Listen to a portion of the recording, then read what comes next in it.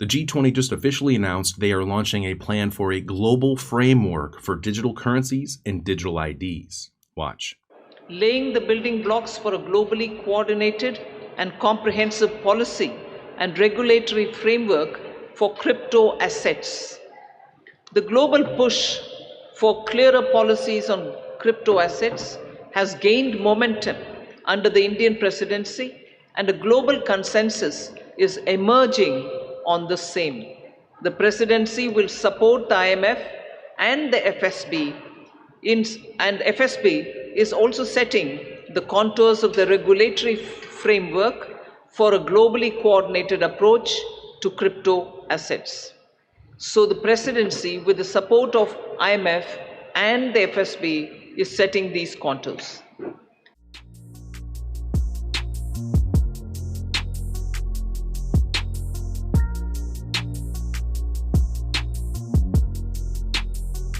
Welcome to What's Left, a weekly political discussion challenging the mainstream left. I'm Eduardo Barca, co-host, teacher and socialist Andy Lipson, and writer and teacher Jessica. We're online at what'sleftpodcast.com. That is what'sleftpodcast.com. You can find that link to our site in the episode notes. You can also find our personal social media handles as at Don Eduardo Barca on Instagram, and just his Twitter handle as at jhomie89. Please subscribe, rate, review, turn on your notifications, and share your favorite episode where we found this episode. Thank you. Since we're always algorithmed away, I just want to remind people that. Thank you. All right. This week was a challenging week for the three of us because we're trying to figure out how to have an episode topic, playing phone tag, and we've come to the conclusion that to follow current news and to discuss Russell Brand. So that's what we're doing for today's topic. It's I think the thing is we've discussed Dr. Blasey Ford. Am I correct? Yeah. We've discussed elements of Me Too, but I don't think we've discussed fully.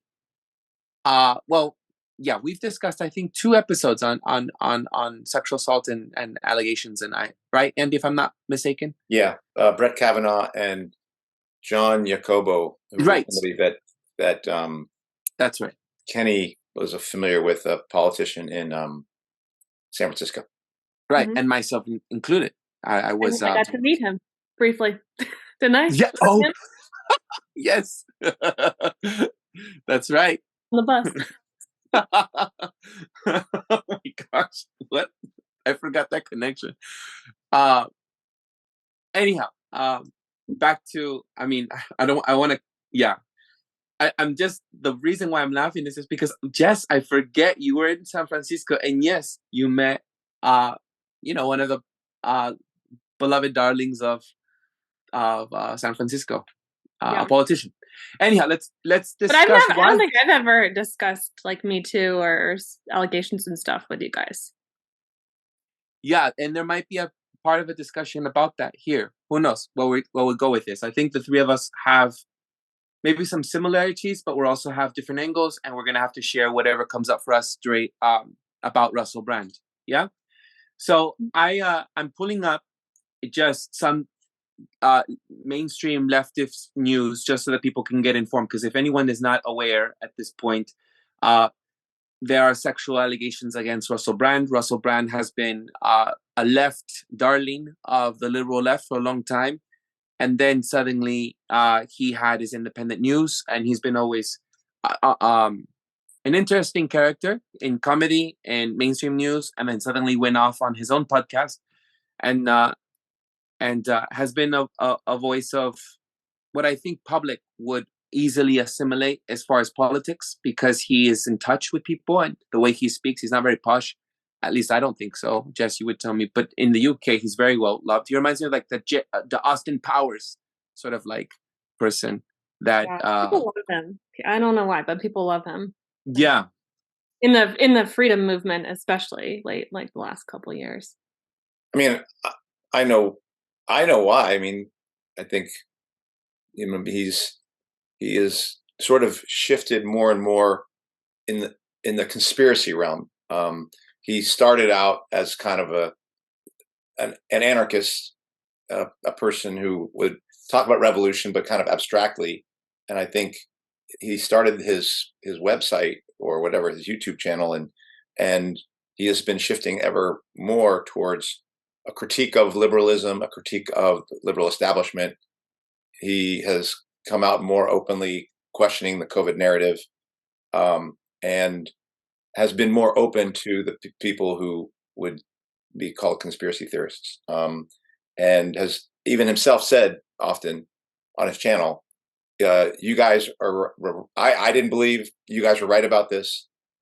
And so I think he's developed a kind of there's a fondness for him because he's been somewhat outspoken as a person who, against the establishment forces, particularly recently on the Bill Maher show, when he took down an NBC person who was claiming that Fox News was biased, but they weren't. And Russell Brand kind of like shut him down. So I think he's popular with people. And I watch the show on occasion. A celebrity. I mean, that's partly why was able to gain a new kind of popularity in a way that, like, right, many people were, questioning the COVID, But one of the he gives, because he was in some ways the establishment, the Hollywood establishment. I think he has lended the people who are being called not credible some level of credibility, and I think that's what I think has enamored many people of him, and as well as I mean, he's talked about Fourth Industrial Revolution and a lot of the things that we've actually brought up here. Although I don't know if he goes as deep, but that's the direction he's moving. Yeah. So let's lay out the foundation first of what these what's happening this week, right? So yeah. I will just read from, it's very brief, very good summary of what's happened this week. So comedian Russell Brand has been accused of rape. This is from Vox, by the way. Sorry. Comedian Russell Brand has been accused of rape and sexual assault by 4 women who detailed incidents that took place over 7 years, according to an investigation by the UK Sunday Times, The Times, and Channel 4's dispatches. Brand denied all allegations in a social media video he posted on Saturday, during which he claimed that these encounters were consensual. Brand is the latest high-profile figure to face such allegations, as more and more people have spoken out about sexual abuse following the rise of the Me Too movement, which shined a light of sexual misconduct by powerful individuals, including film producer Harvey Weinstein. Following the release of the investigation, additional people have come forward with undisclosed allegations this week about Brand, claims the Times has said they were working to verify. And the original report, the 3 publications documented 1 allegation of rape and 3 allegations of sexual assault against Brand. These incidents allegedly took place between 2006 and 2013 and occurred while he was working for the BBC on Channel 4 and in different films as an actor. And so the BBC and the Channel 4 has since said that they will be conducting internal investigations. And this is the part where I think it's interesting. Historically, Brand has been known for embracing hedonistic dirtbag persona as both a comedian and an actor. He's perhaps most associated with starring films like Forgetting Sarah Marshall, formerly being married to pop star Katy Perry, and performing candid stand-up comedy in which he spoke about his drug addiction and sexual promiscuity. He's known, obviously, as a drug addict recovery. Last paragraph, the allegations and additional context provided in the investigation underscore what appears to be a pattern of sexual misconduct by Brand, as well as recurring abuses of power in his role as a media personality and comedian. The report also comes at a moment in which the enduring effects of the hashtag #MeToo movement are evident, as is the backlash it faces. Yeah, as soon as I heard it, I thought, I've been wondering when it was going to come around, or wondering why it hasn't come around. Well, mostly because I have seen previously, not this week, but long time ago, I have seen Russell Brand's behavior in the public, and I've always wondered why it was sort of accepted, and then wondered as well,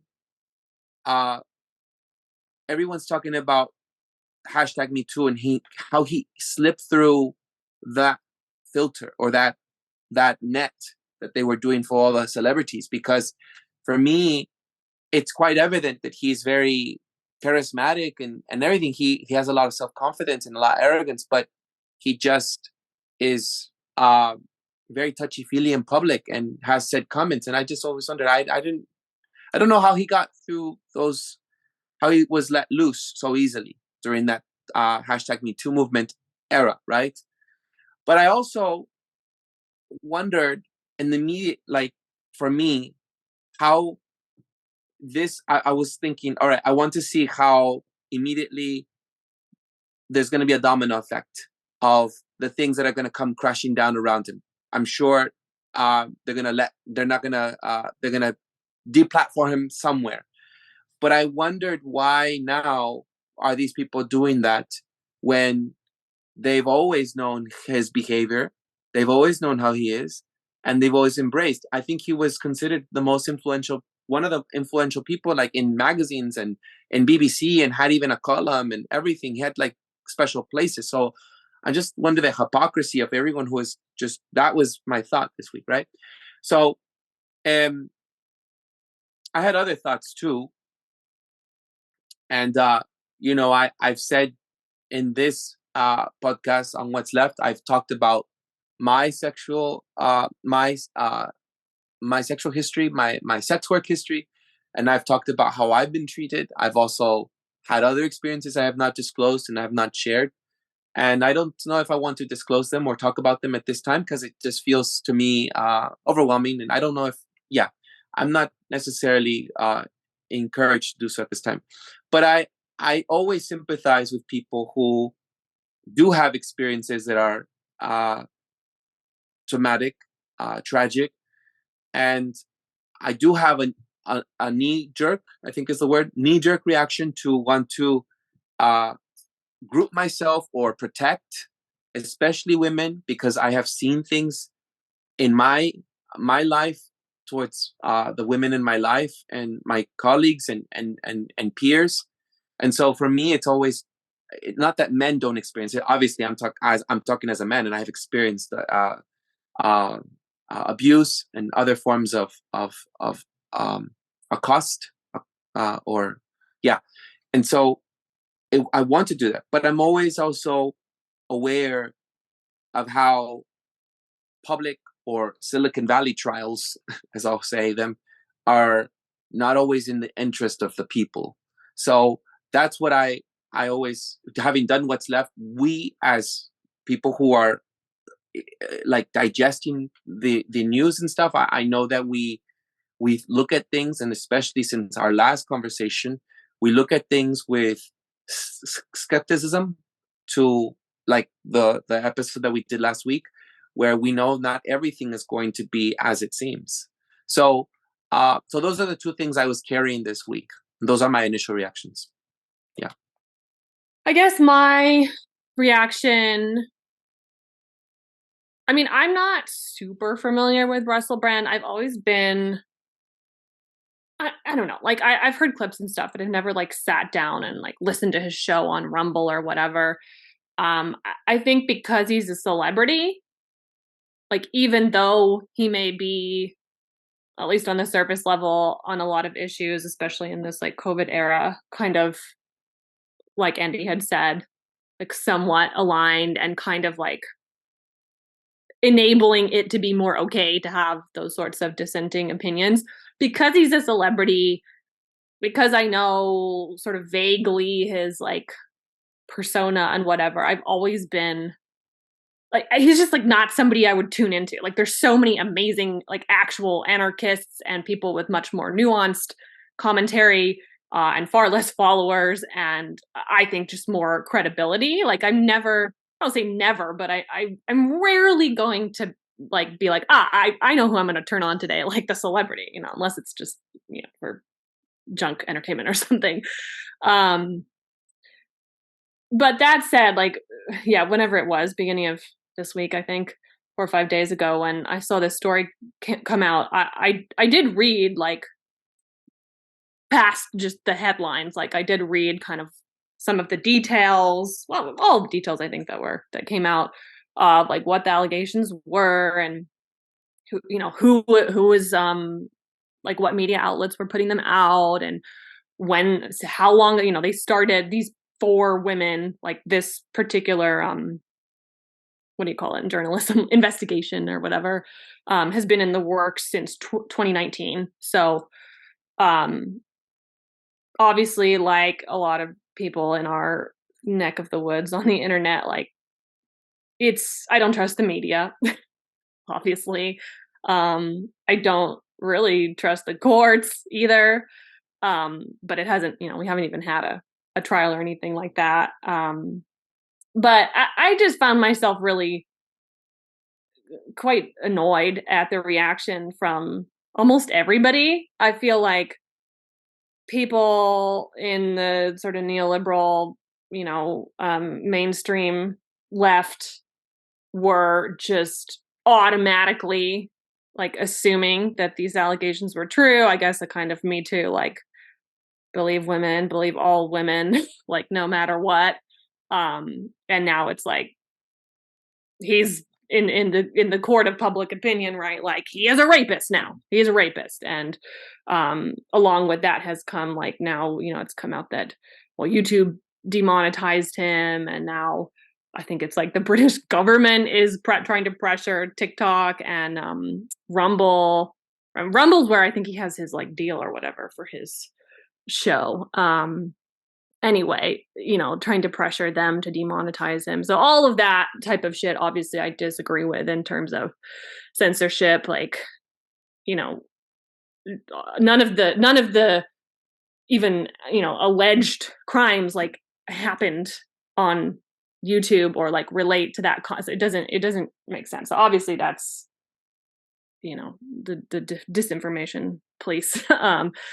The timing is, I don't know. The timing is like, I guess, sort of like, yeah, it wasn't until he started being a threat to the mainstream opinion that this has come out. Maybe like they could have concocted something back in 2016, but you know, he was sort of not a threat at that time. I guess it seems to me like the timing would have been better if like the goal was to just sideline him completely. It would have been better to do that in 2020 or 2021. So I don't know. But obviously the censorship stuff and the just assuming that allegations are true when we don't know that they are pisses me off. But to be honest, like the sort of like right wing and like COVID critical freedom, whatever you want to call it, movement pisses me off just as much, because I feel like their, as you put it, like knee-jerk reaction was like, oh, he's being Me Too'd. It's all a bunch of bullshit. You know, it's just totally made up. And it's like, you don't know that. And when you read the allegation, and again, I'm skeptical. It's being covered by the Sunday Times, which is not a media outlet that I trust. And I don't like the way that they, with the videos, like they totally over dramatize and they put music behind it and all of this kind of stuff, you know, to purposely like play on people's emotions and get you to think that this guy is just, you know, Satan basically. But you know, there's text messages, there's verified medical records, you know, there's the woman who actually accused him of rape, which was only one out of the 4. The other 3 were sexual assault. And I'm already hearing people saying like, oh, like four rapes and stuff like this. But anyway, you know, she went to a rape crisis center that day, of which there's records. She gave her underwear to them for, you know, scientific probing and records. She then received therapy for, I think it was like 5 months or something, of which there's supposedly documentation. Again, like journalists are covering this, so it's not like even in the courts yet. But to me, it's like, I don't think we should just dismiss the women as just automatically, you know, untrustworthy and liars and stuff. So it just feels like everybody kind of jumped to like, oh my God, like, of course. And they just sort of want their team to win, rather than just taking a breath and looking at it with a sort of level head and critical eye. Yeah. And then the last thing I'll say, sorry, I'm rambling on, is just like, I do think there's also, and I'm curious what Andy, because I know you probably out of the 3 of us were like probably, I'm guessing, like, not really, like, I can't imagine you being like, oh yes, let me click on this like latest Russell Brand drama or whatever. But I do think there's a fine line, and I have heard people say, oh, it's just like another celebrity sex scandal, like who gives a shit? And I, to me, it does, like, whether or not there's validity to the allegations themselves, like it does connect to this larger, I don't know, set of like cultural and political issues of just like, we live in a rape culture. Um, I guess we can go into Me Too like a little bit later if we want to. I don't think I actually have ever listened to the episodes that you guys did on that, but I don't know. It doesn't feel like we're moving forward like at all to me, in terms of the sort of larger way that these sorts of things are, like, Me Too is supposed to be this big, step forward or whatever. And I just feel like it's I don't know. To me, it felt very top. Even at the time, it felt top down. It felt very like third wave, postmodern type of feminism. Um, didn't really feel like it was actually threatening the powers that be, or like the institution of male violence on a global scale. I mean, of course, there were authentic elements to it, and there were good people, I think, who were out, protesting in pussy hats and stuff like that. But to me, looking back, it's like, okay, it's like, believe all women, even when they're lying, right? Which we've seen. I know you guys have talked about several examples. I mean, Assange is a huge, like, that's always the first person that comes to mind when it comes to the sort of like false Me Tooing of men, right? Like, they tried to sort of paint him as a rapist, probably a racist too. He's never been like convicted of any crime, but they tried to do that to him. I'm also remembering who was the guy that was the redheaded gay guy who was running for, I think, Congress, Alex, you guys know who I'm talking about? Morse, I think, Alex Morse. That was total bullshit. Like, they concocted a whole smear campaign, which is completely unfounded. Matt Gaetz is another. So there's been lots of examples of this, but then it's like, believe all women until like Tara Reid comes along, right? And then, not that one, right? Like, I hear a lot of people giving the women kind of a hard time with this Russell Brand thing for staying anonymous. I don't know how I feel about that, because like, look what happened to Tara Reid. Like, you see that, and you have to really think twice before you're going to put your name out there and be forever the person that accused Russell Brand of rape, right? So I don't know how I feel about the whole anonymity thing. But yeah, I'm just going to stop because I've been talking too long. Mm-mm. So I think I'll start with where you kind of, in terms of what my response to this might have been. I first heard about it from another website. I can't remember what it was, and then they showed a clip of Russell Brand denying it, and denying the allegations, not denying a past, but denying the specific allegations. And I didn't actually know what they were. And I later saw another clip from the report that you had mentioned that was like, had the music in it and had some of the I think those were photos like of of an eye of one of the women or something. I don't know if that was actors there or if those were the women themselves, because like you said, they've remained anonymous. But I did not enjoy like any part of it. Like, I was just like, this. It was a little bit demoralizing. Not as like, oh my God, Russell Brand, but it was like, oh, this is the sort of knot they're going to tie us into, because definitely sexism exists, rape is an issue, sexual assault is an issue, sexual abuse is an issue. Like, it's not these are problems in society, and in the same way that I believe transgender people are being oppressed, I believe that the transgender issue is also being used as a weapon to attack the working class. So this is how I look at these sorts of things, and racism is an actual issue and something that's a deadly divide in the working class, and it's being weaponized to attack the working class, like issues of racism and around identity politics. And so I just felt like twisted into those sorts of knots again.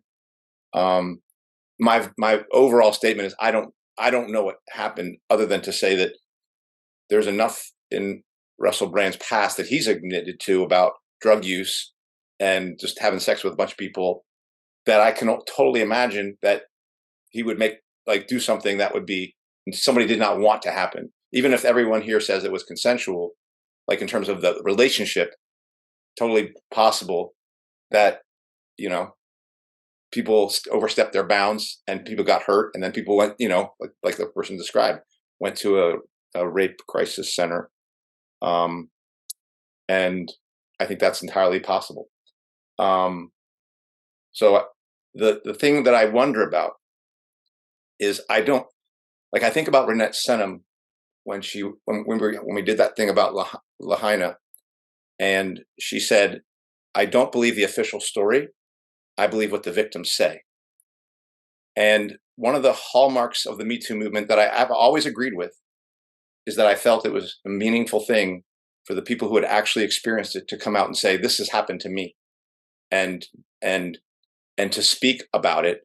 I don't know if they always spoke about it in terms of go get that person or whatever, but they were certainly speaking about it in terms of saying, I'm going to come out of the shadows. I'm no longer going to be ashamed of saying this. I have been attacked. I've been abused. I've been hurt. I've been raped or assaulted, and I've been the one hiding it. And now I'm not going to do that anymore. And that was the element of solidarity that I thought for the people who'd experienced that. That was that element of solidarity. And so the fact that the person who had actually had that happen to them say something, that's what I thought was the center point of Me Too. And in this instance, this is the speaker here is the Sunday Times. Like, they're reporting on behalf of these women. And I don't know what to say about the women in terms of their veracity. I don't believe the Sunday Times at all. Not that everything they will say is a lie. I just believe, like I do with all mainstream media, that they are going to use elements of truth and weaponize it and use it for the interests of the elites and for the powerful. So that is what I believe is happening here. I can't speak to the actual events that took place. What I believe is that the establishment, and the Sunday Times is part of that establishment, I believe is acting as it does to protect its power. Personally, I think this actually is connected to the U.S. elections, because I think one of the things that Russell Brand has been most criticized for has been some of his things that he said about Trump in comparison to Biden. And I think that's not a good thing for the establishment to go into the elections with having a credible leftist who is actually going to give Trump the benefit of the doubt compared to Biden. So I could totally see that if you line yourself up for the elections in the way that I think the establishment is, this would definitely put a bigger target.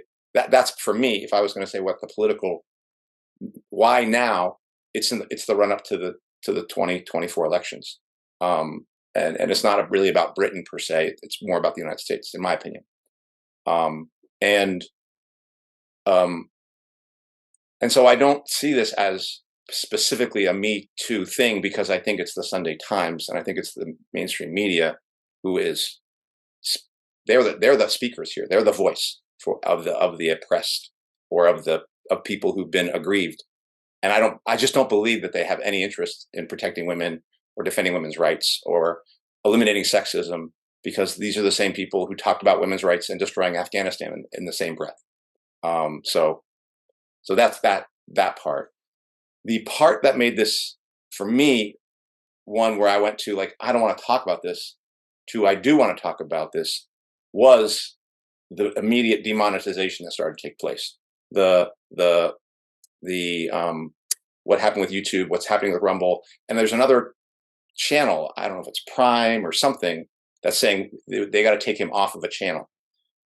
His agent has dropped him. Okay, well, but I think So what is interesting to me about that, and what's meaningful to me about that, is this same week, I think the G20 talked about the starting the digital ID, and really the idea that there would be a global, and it was agreed to by the BRICS, it was agreed to by across the globe, that there was that a digital, what's it called, the money system, digital currency. Yeah, the digital currency. And so what I see these things as are really, what's most meaningful about this event is really that, because I feel like what we're seeing is the foundation, or continuing to lay the groundwork for the idea that your behavior is the basis for us turning your electronic spigot on and off, and getting us used to that idea.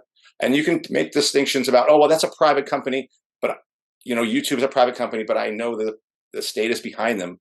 But really what I think this is about is, yes, going after Russell Brand, but honestly, I think the target is us. The target is to condition us to the idea that your behavior can be used, present behavior, past behavior, any behavior can be used as a determiner of whether you get access to funds or not. And that is what, to me, that was what I saw as so meaningful in this event, because I think, yeah, there's people who are against the demonetization, but we've all gotten used to it now. We're all basically saying, well, something's going to happen. Should they have the right to do that? Should they not have the right to do that? But it is now just part of the conversation. They've already broken a lot of ground on getting us to accept that institutions have the right to turn people's money on and off in relationship to their behavior.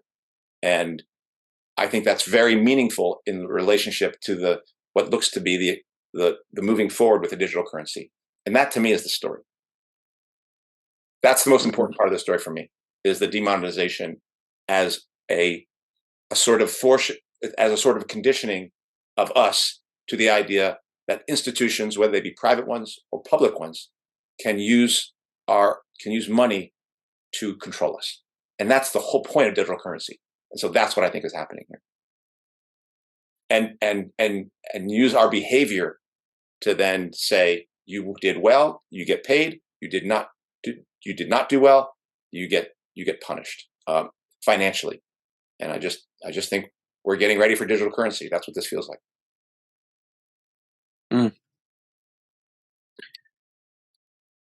Yeah, I don't know if you guys saw the letter from, I don't know, some sort of state agency from the UK government.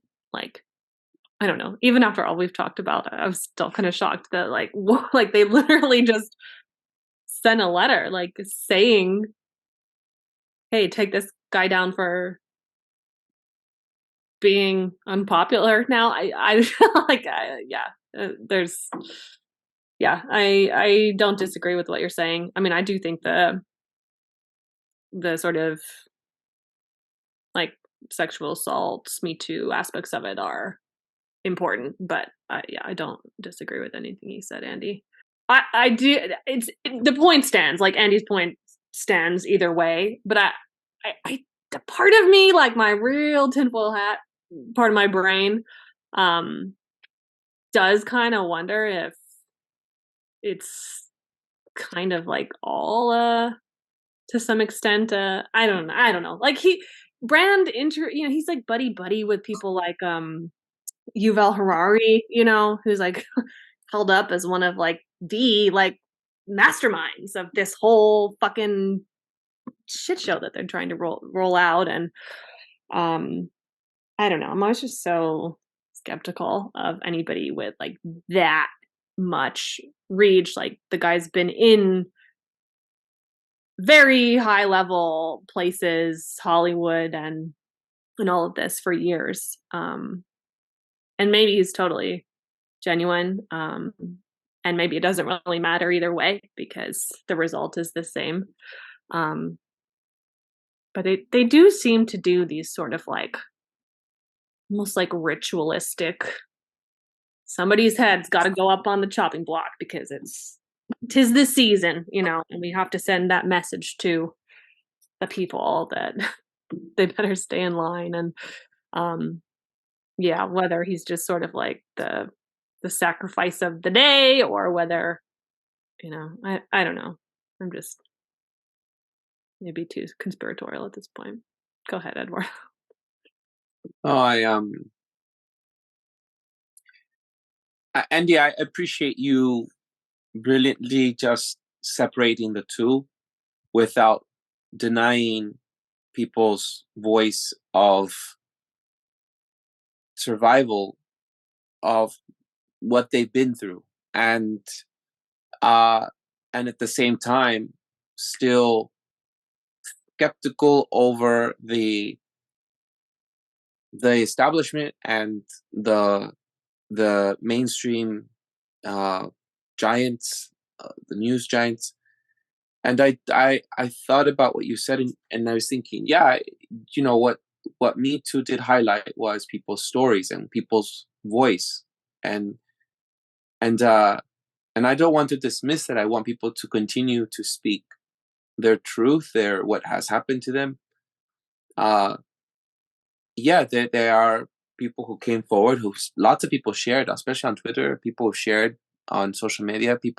I remember even friends here during that time shared online their stories, long paragraphs and then essays, and people were sharing during that time. And there's something to be said about that time, right? There's I now deleted it, but or did I delete it? I'm not sure, on Facebook. I even at one point, I don't remember if it was during that time, but someone who had like predatory behavior towards me, another person older than me, had come out of prison recently, and I had posted a post about my feelings about it, you know, and so I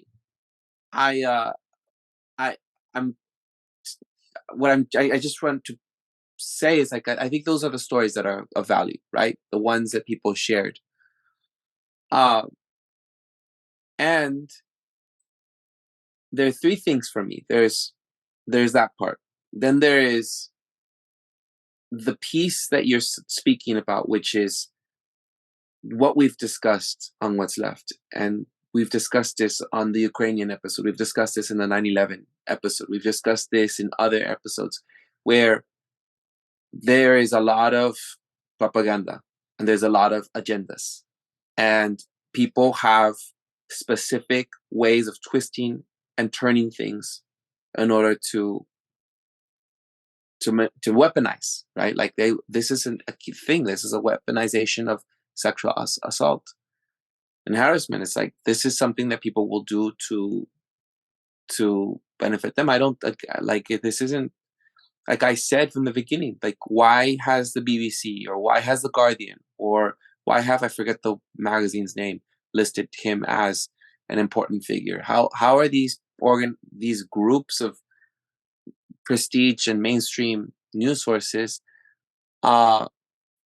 excuse behavior that has long been seen in public and in videos, and it's everywhere? It's not like, you know, he's seen in one viral video that has surfaced where the presenter, he holds her tightly and then kisses her in the mouth without asking, you know. Right, Liz, we goodbye. were. Yeah, thank you.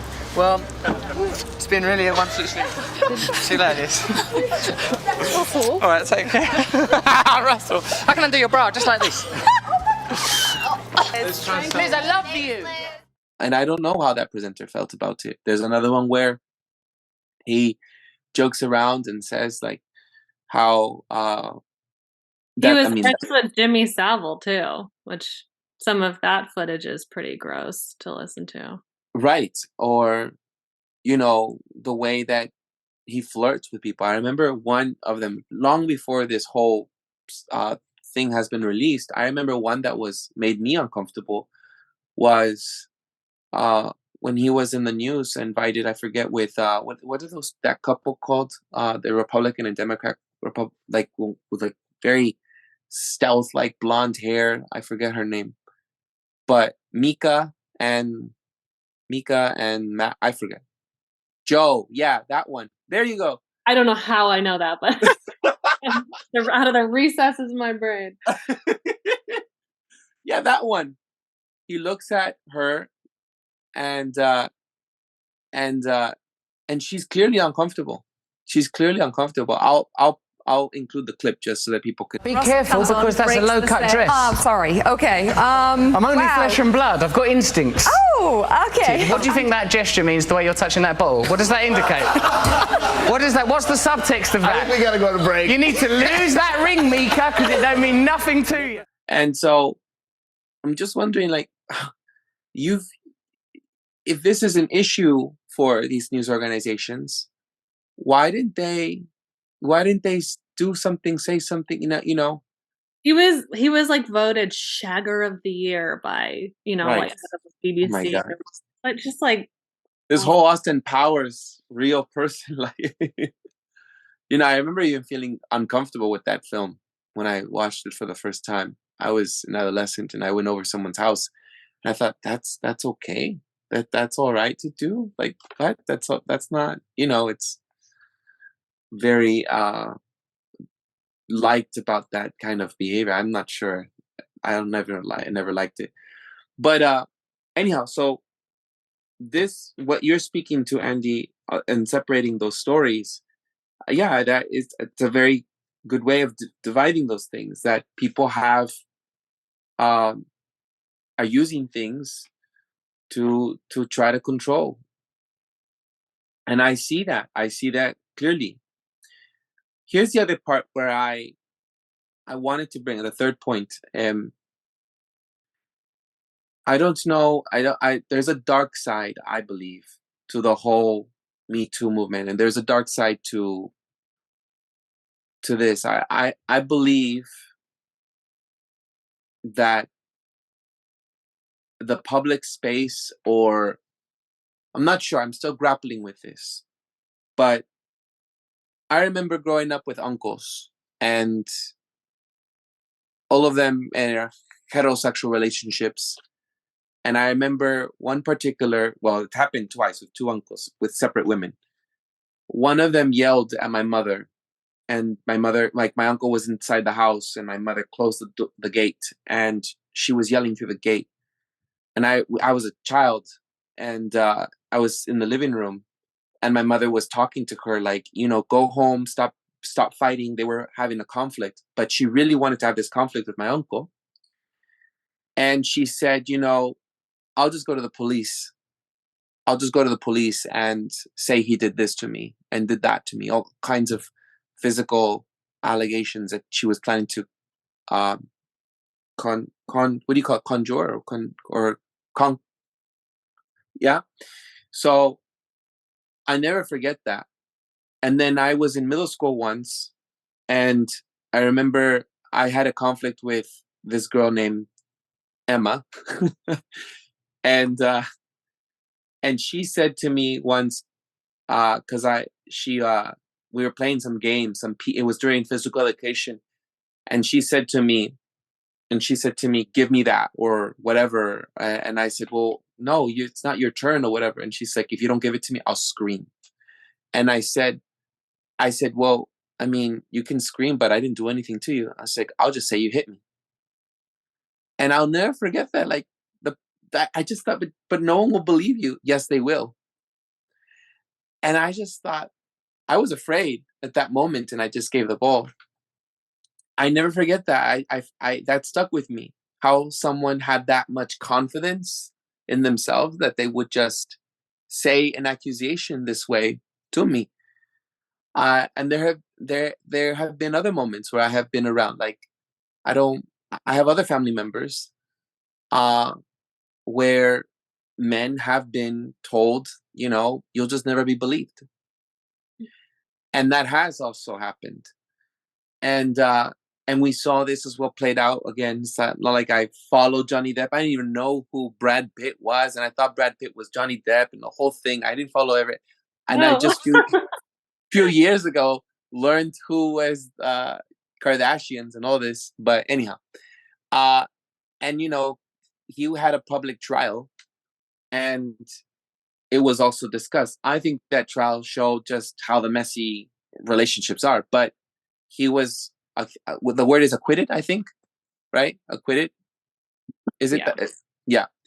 And so the dark side of these Me Too with Kevin Spacey and Johnny Depp and all these people, like, is that there's a concern, I guess, for me about how these things should be taken seriously and taken to, not that I trust these systems like we've already discussed, but if these things should be dealt with maybe in court or some other system. Like, I think that allegations have to be taken seriously, but so much of jumping onto believing doesn't give also the people the right or the benefit of the doubt to also, you're innocent until proven guilty, or just, okay, let's hold off. Yes, let's see what happens. Let's have, whether it be this judicial system or another accountability system that one creates within their society, if it's a community, whatever it is, like, there's still things to be done in a system of your choosing or whatever. Like, if we had a more idealistic system, like if we created our island of judicial system, like, there has to be through a system that we have to take this seriously and consider, not just immediately go ahead and believe people just because they're saying that something happened. Okay, well, let's take that seriously and do something about it to find out. So I think that's the part I have. If you notice, I'm kind of stumbling and threading is the word, threading around, and just nervous about speaking because I don't want people to think that I don't believe in victims and survivors. I don't know if anyone wants to say something about that. So, well, I am just thinking, like, because I agree with you, Andy, that I don't trust the Sunday Times to tell a true story about anything ever. But I'm also thinking, like, okay, let's entertain the possibility that the allegations are true for a second. Like, if you're in that position, like, what do you do? Like, writing your Me Too story on your Facebook profile is not going to do anything. And I do think, I mean, to me, yes, there's certainly like power in, speaking truth, especially when, especially when it's, something with this like gravity that is so hard to talk about at all, let alone publicly, for a lot of survivors of rape and sexual assault. I think now, if I'm not mistaken, I haven't really been following like the play-by-play, but if I'm not mistaken, there's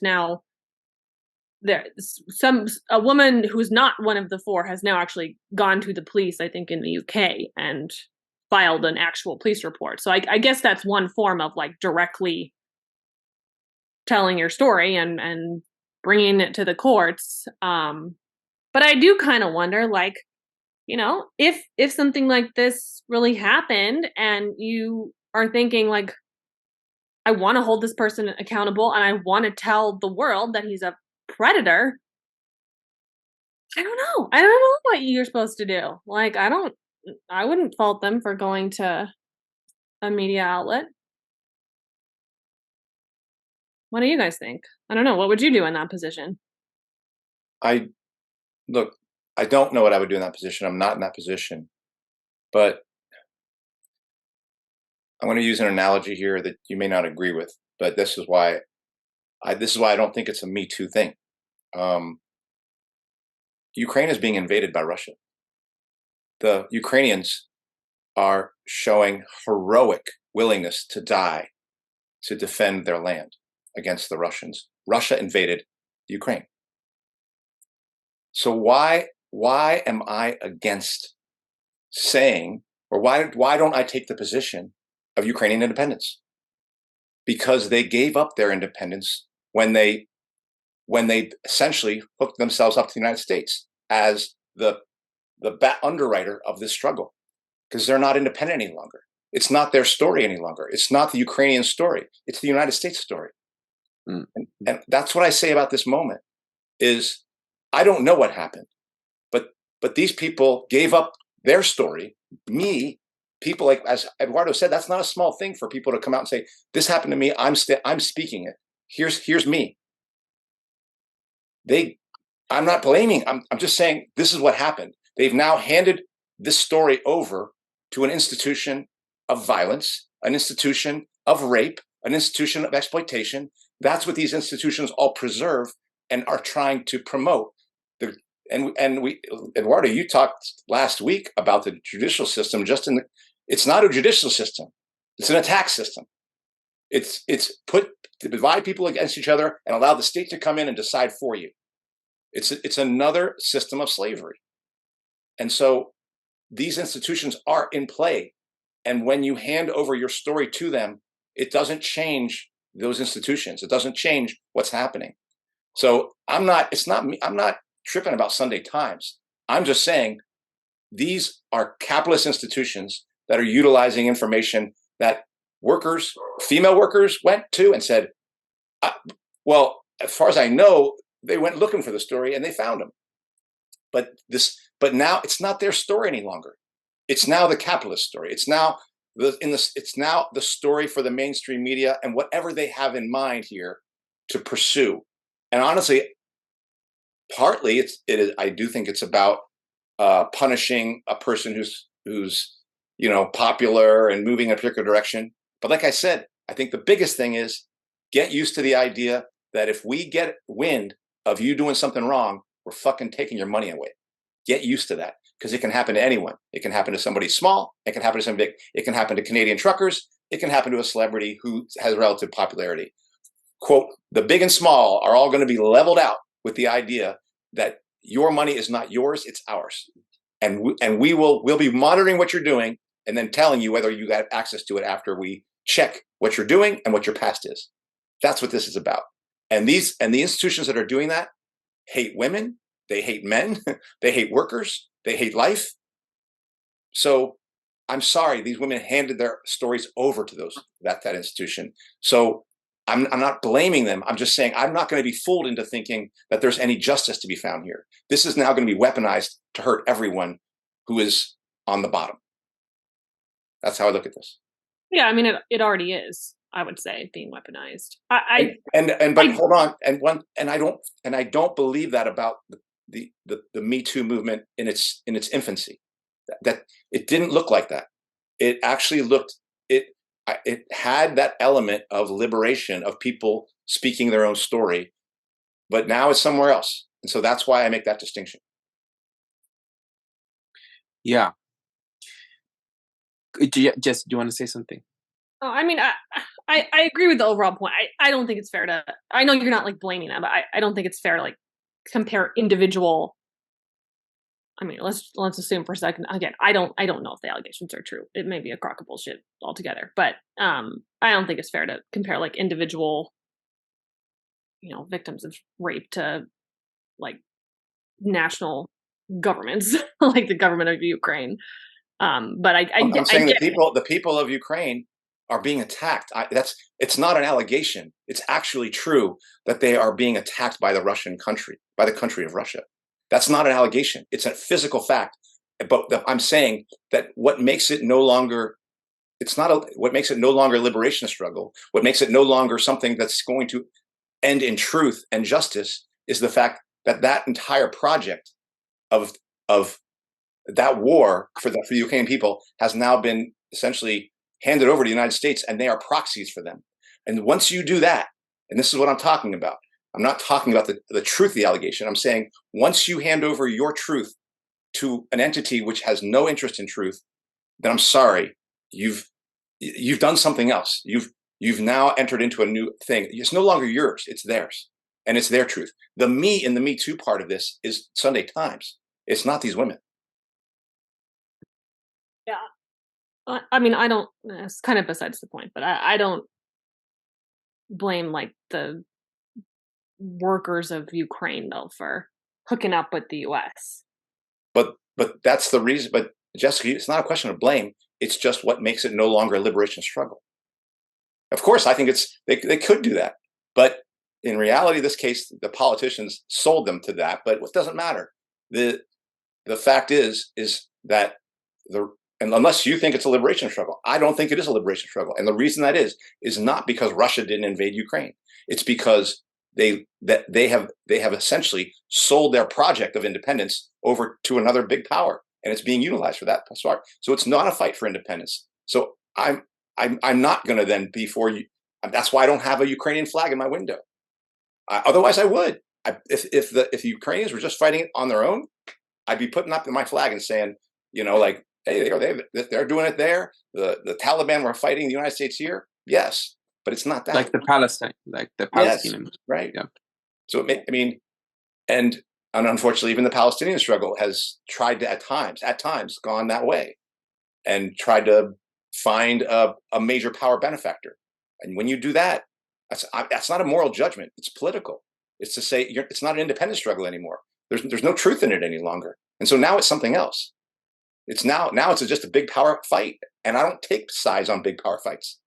And so, in this case, this is I believe these women handed their stories over. If they wanted them to be treated with any sort of meaning, anything meaningful that was going to be meaningful for them, that's gone now. To me, this is now the Sunday Times, and the mainstream media is now going to use it for whatever it sees it needs to use. And if any of those women pull back from it, we'll see what happens then to them.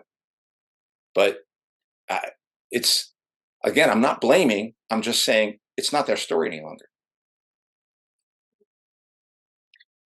Yeah. You know what that reminds me of?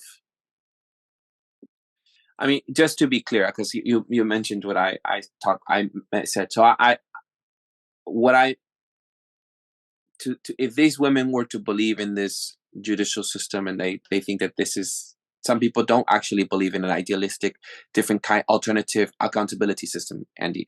And if the people believe that's the system, if that's what they believe, they should go through that system. I don't, as I've already criticized the judicial system. So just to be clear, when I'm saying that, I'm not saying that they should go there. I'm saying, the accountability system that we haven't created because, we don't have an alternative one. Or there's some like restorative justice sort of process that people could do that I have seen some results in. I do like. But that's just what I meant. Like the people who would take this or act upon this wouldn't. Yeah, I agree with you. Not go through this institution, and would take an alternative and accountability system, such the way that Sasha Perigo did. She told her story on her own platform. We did it with John Jacobo, and she declined to work with law enforcement because she has her deep distrust of police, and she didn't take her story to any news. She simply posted it on the platform that she has, which is her Twitter, and she posted it, and she just the only thing she wanted to do was bring attention to it in the community of the Mission District, and say, hey, all the community members need to talk to him and say, hey, I've experienced this, and people need to. She gave notice, but she was attacked, of course, by everybody. Anyhow, maybe if she had gone to some institution like the Sunday Times or something, would she have been seen differently? I don't know. To this day, she's still demonized because they're like, wait, you didn't want to go to law enforcement, but you also didn't go to a newspaper. You did it on your own. You just told your story, and you said your intention. Your intention was simply to have a restorative process happen, and for people to let him know that his behavior is not okay in the community, and other women have experiences. She's the only one who came forward. But so I'm thinking about what she did, and it wasn't just like, I'm just telling my story. It was, I have an intention here. I don't want to work with law enforcement. I want people in the community, because it's a small community in the Mission, to tell him to stop. That he's put on notice, and people are aware. And I'm letting other women know, if he flirts with you, be careful. That's what her intention was. She clearly stated it in that long essay that she did on Twitter. And she has since been attacked numerous times. And I've been in the Mission District, and I work there. I've encountered so many people who just hate her, and I'm just still awed by it, because she never wanted to work with law enforcement. Anyhow, so back to this. So if that's, in this case, that's the system she believes, like this restorative process system, and community tribal, because this is sort of like a mission tribe system where people are put on notice, maybe that's what they should have done instead of having gone to this institution. These for women, maybe. I don't know. Yeah. I don't know. But I get what you're saying. I'm not saying what they should have done. I'm just saying now that it's been done, this is what I believe. This is what the case is, I guess. Yeah. This is what we're left with. Yeah. I forgot what I was going to say next. I think we're more in agreement than maybe what's coming across, because I think we all agree that it's being weaponized, that the media, politicians, elites, the ruling class, like all of them will weaponize a story about sexual assault or anything else if and when it is convenient for them. Mm-hmm. And that's already happening with this example. Like, it's not even a matter of like it already is. But I don't want to like undercut the question of like, I think it's an impossible position to be in for, let's just take it out of the context of Russell Brand since we don't know what happened, but for people who, I'm really tired of seeing men be falsely accused. And I'm really, really tired of hearing women, both in my like actual life and in, the internet larger space, like, be raped or assaulted and then feel like there's no way to have accountability or even to share their story without like the brunt of the repercussions falling upon them. Like, there's not really a good option. Like, coming back again to like a rape culture, like the media is not a good option. The courts are not a good option. I don't know. Yeah. So it's just a lot of my, I guess it's just like frustration of like, I'm just sick of hearing these same stories like again and again. I don't know how you fix that. Like, how do you take down patriarchy? How do you take down the media infrastructure, et cetera, et cetera? Yeah. And do you want? Go ahead. I do think that all these things pose that question. Like, even like you said, Eduardo, last week's episode, where a small trial that will never be in the history books that you have gone through, like the criminal justice system that you went through, reveals that none of this can be done with the current system. Nothing that is going to feel satisfying can be done with the current system, because it's not. It is designed to not produce that outcome, to produce an outcome of inequality, of unfairness, of alienation. So we're all stuck with a situation where it's revolution or nothing. And what that looks like, I mean, that's the question, or how we even, what's it look like? How do we get there? That's what these things show to me, is that there's no answer to be found within the system. Yeah.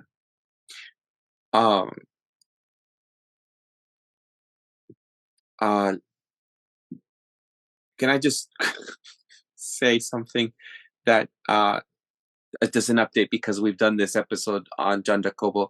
He's just recently gone back as to his positions that he used to have, that he was taken down from since that allegation now this year. Just giving an update. Just realized now he resumes climbing. People forget. I mean, people forget so fast when it's convenient to forget. I mean, I remember even reading about like the whole MLK. Like, he wasn't accused of rape, I don't think, but that he witnessed a rape, in the FBI surveillance memos and whatnot. I can't remember when it was that came out. It was ages ago, but I remember it being all over the news for like a second. I think he was in the room when a rape was happening and like laughed and kind of encouraged the rapist verbally. And yeah, I don't know, it's a really complicated issue. I think it's different when the person's dead versus alive, but And I guess I don't want to lose sight of the fact that I still think that what's really going on here is conditioning us, preparing us to ask the question, well, when is it right for somebody's income to be cut because of something they've, misbehavior, something they've done, something that I don't agree with. And when is it right for a company to do that? When is it right for a government to do that?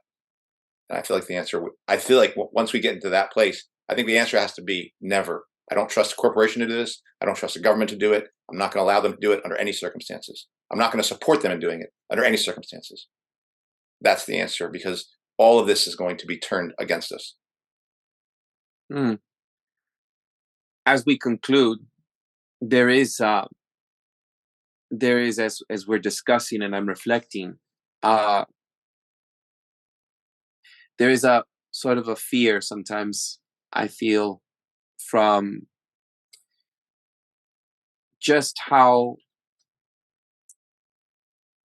what's emerging for me is how one could be torn apart in the public sphere because you have something that's scary. You're a voice of that's not the mainstream, But it is something you have to worry about legitimately. Andy too, one of your female students could easily near you with a fake charge. Or what if, I was thinking, what the things that we have said are taken out of context, even on what's left.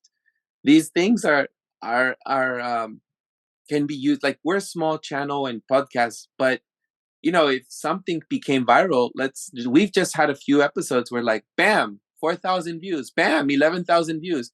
Well, we might just hit one day, one episode where it might just be really, really, really catching the mark or something. Not like we want to, that's because we do it, but unintentionally. And suddenly people dig into our past and our lives because we're kind of public people now at this point, internet people, who have a weekly show and say things that are controversial, say things that are not mainstream. And I can see Jess being torn apart over things that she said. I can see Andy being torn apart over things you have said. I can see myself being torn apart because of my positions, and people taking bit pieces and clips, and no one's going to protect us. They're going to be demonetized, deplatformed, and my dream of publishing is going to be torn apart. So anyhow, I just think about that in this conversation, and I hate bringing it up in this light because it's not like I want to associate myself thinking that Russell Brand is this person that I want to defend. I don't know. This has to be something with where the victims want to go with this, and they have to decide where that goes. But they've decided to choose this route with institution, and we're criticizing those institutions and why they've even chosen to go through those institutions. That's what I'm concluding with as we're wrapping up here. Yeah, Russell Brand sucks, but that's totally besides the point. Is kind of yeah. Yeah. Did you want to say something, Andy? I don't know I don't know Russell Brand. I mean, I know that he had a, but I don't know if I would so readily go, oh, Russell Brand sucks. I mean, he is a celebrity, and he has. I just don't know. I don't know. But I do watch his show. I have seen his views evolve.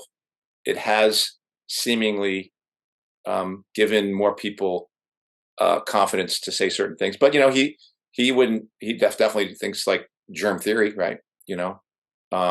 So it's not like he's gone all the way over to someplace, but oh boy. So the barometer. Right. Well, but I'm just saying, he checks himself, but I can see that.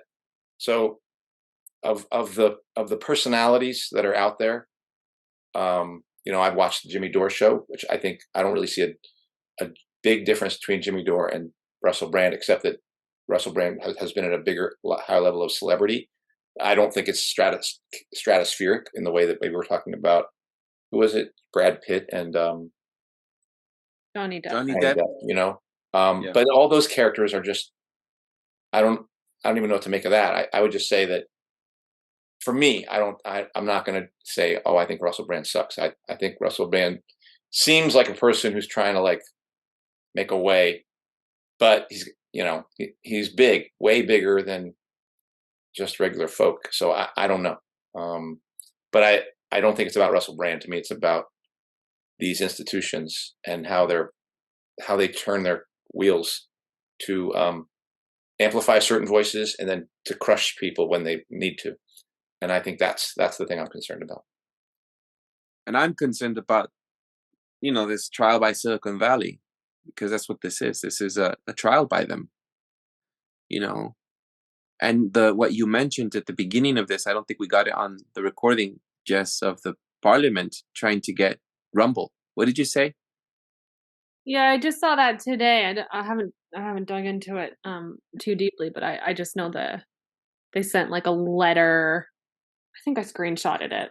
I don't know if we're wrapping up, if it's even worth bringing up, but well, that the fact that they asked Rumble to deplatform. Yeah, the wording actually was really interesting though. So yeah, it's from UK Parliament, the Culture, Media and Sport Committee, whatever the fuck that is.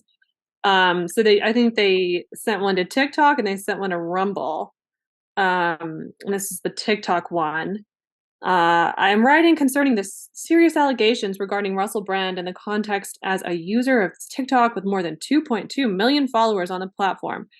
Culture, Media and Sports is raising questions about the broadcasters, blah, blah, blah, blah, blah. I'm going to skip ahead. And they say, they mentioned the Sunday Times and Channel 4 dispatches.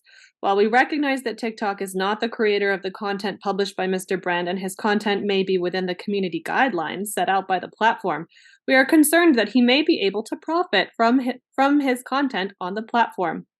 We would be grateful if you could confirm whether Mr. Brand is able to monetize his TikTok posts. It's just like the most insane, yeah, we are concerned that he may be able to profit from his content. Yeah, it's pretty clear. There's a government that's I think Rumble already shut them down, which is like, no, fuck off. But well, either way, I don't know. Rumble's like, isn't it kind of a co-opted? I don't know. It's Bitcoin, isn't it? Oh, interesting. Okay. That's probably that's the part, but I would prefer that institutions would say, no, I'm not cutting people off, than that they not. Yeah, for sure. Yeah. Well, just because they demonetize a channel, whether it's YouTube or TikTok, it doesn't mean that that platform can't still run ads and make money off of it. Yeah. So it's kind of interesting. Yep. All right. Well, let's conclude, and we'll see what folks have to say in the comment section. Yeah. I'm going to need Jessica. This title of this one, I'm not really sure. Yeah, we're all over the place. We're all over the place. So let me just all right, here we go. Well, that does it for this week's episode. What's Left is a weekly political podcast / channel challenging the mainstream left. We post information about our topics and our guests on the episode notes wherever you found this episode or on our blog at what'sleftpodcast.com. You can find past episodes to this podcast / channel there and connect with us. I remind folks, if you like anything you have heard here, please subscribe, rate, review, turn on your notifications to any of our platforms on Spotify. No? Which one was it? Not Stitcher is no longer. Stitcher. Okay, good. I took that one off. Okay. On Spotify, iTunes Podcast, Google Play, Bitchute, Odysee, YouTube, Rumble, or Telegram. You can find our blog and any of those links in the episode notes wherever you found this episode. If you would like to give us feedback about something you've heard or suggest something for us to cover, contact us to our blog. And remember, folks, we'll have an episode next week with Ana Likes Miller, author and journalist of Love Across Borders. So stay tuned for that. We'll have an interview to discuss more on border issues. I'm Eduardo Arca with co-host Jessica and Danny Lipson. Thank you all very much. Our social media handles at Don Eduardo Arca on Instagram and just Twitter handle as @jhomie89. Thank you for listening. Ciao, everyone. Ciao. Peace. All right.